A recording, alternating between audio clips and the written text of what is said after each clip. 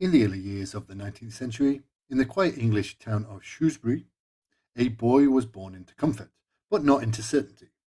Charles Darwin, born in 1809, did not begin life as a prodigy destined to reshape human understanding. By most early accounts, he appeared directionless. In today's episode, we will be looking into Charles Darwin, a man that is today debated and whose work is still considered game changing in the realm of evolutionary biology. His career was unusual and certainly not preordained. His father, Robert Darwin, was a wealthy and imposing figure who expected his son to pursue a respectable career. Medicine was the obvious path. Yet when Darwin was sent to the University of Edinburgh, he found himself repelled by the brutality of surgery performed without anesthesia and disengaged from formal lectures. What held his attention instead was the natural world. Welcome to History Unpacked. If you enjoy the content, then consider subscribing. We post every week and we welcome any feedback. Darwin spent long hours collecting marine specimens along the Scottish coast and attending informal scientific discussions. He worked with taxidermist John Edmondson, who introduced him to specimen preparation, an experience that would later prove invaluable. These early encounters were not yet part of a unified theory, but they marked the beginning of a habit, careful observation.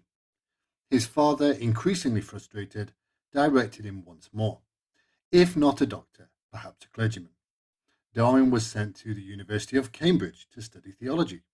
It was here that his direction began to change. At Cambridge, Darwin came under the influence of botanist John Stevens Henslow, who recognized his potential.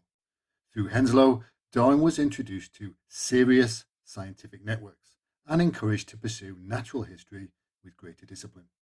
That connection led directly to an opportunity that would define his life. In 1831, at 22 years old, Darwin boarded the HMS Beagle. The voyage, originally planned for around 2 years, would last nearly 5. The expedition's primary purpose was hydrographic surveying, particularly along the coast of South America. Darwin joined as a gentleman naturalist, responsible for collecting specimens and recording observations. Life at sea was difficult.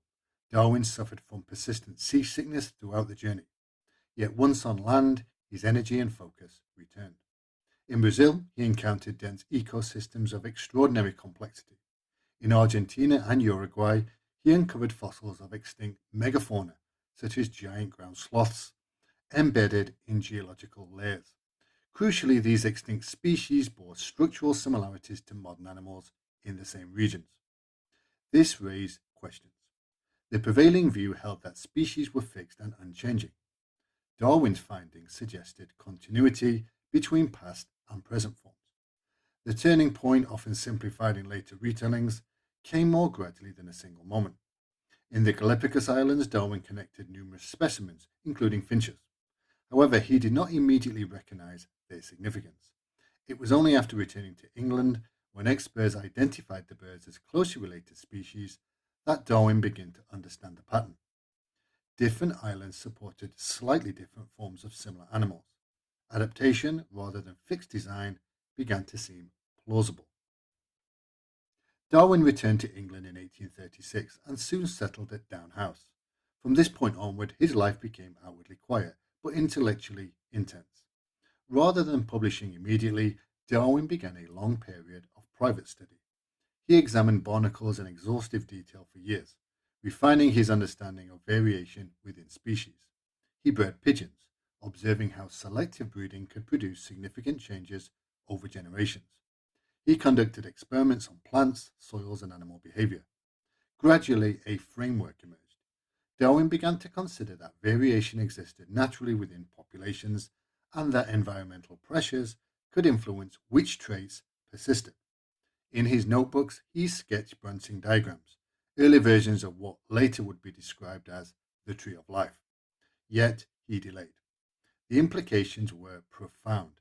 If species changed over time, then the established view of separate, fixed creation was undetermined. Darwin understood the political and potential reaction. His personality reinforced his caution. He was methodical, reserved, and often physically unwell. His long-term illness, still debated by historians, likely contributed to his preference for isolation and controlled working conditions. For nearly 20 years, he refined his ideas without publishing them. In 1858, Darwin received a letter that forced his hand. Alfred Russel Wallace, working in Southeast Asia, had independently developed a theory of evolution through natural selection. His manuscript closely paralleled Darwin's unpublished work. Rather than losing priority, Darwin collaborated. With the support of colleagues, a joint presentation of their ideas was made at the Linnean Society in 1858. The following year, Darwin published On the Origin of Species.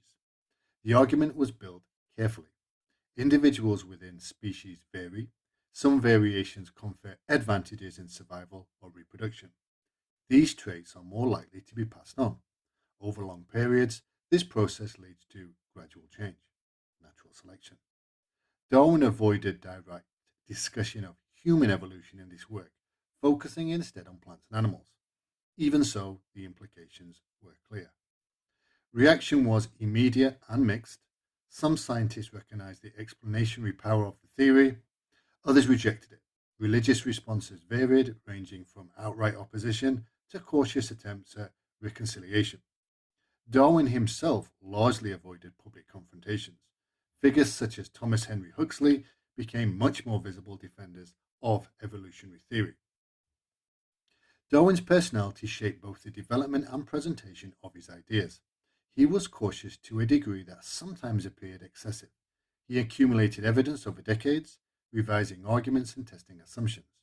This approach made his final work more robust, but it also delayed its publication. He was also private. His marriage to Emma Darwin was central to his life.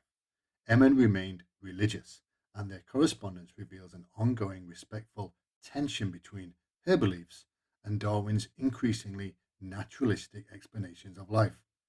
Darwin structured his days carefully. He worked in short, focused periods, followed by walks along the same path near his home. Routine was not preference alone, it was necessity shaped by persistent health issues. Despite this limited outward life, his intellectual reach was extensive. He maintained correspondence with scientists around the world, gathering data and refining his conclusions. When Darwin died in 1882, he was buried in Westminster Abbey, an indication of how far public perception had shifted. His theory of evolution by natural selection became a foundational principle of modern biology.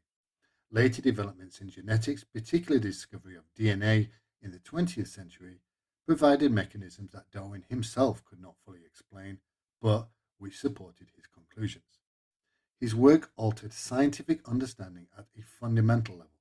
It reframed humanity not as separate from nature, but as part of it, subject to the same processes as all other life. This shift extended beyond science into philosophy, religion, and culture, influencing debates that continue into the present. Darwin's contribution was not a sudden breakthrough, but a gradual construction of evidence and argument. A theory built not on a single moment of insight, but on decades of observation, hesitation, and refinement.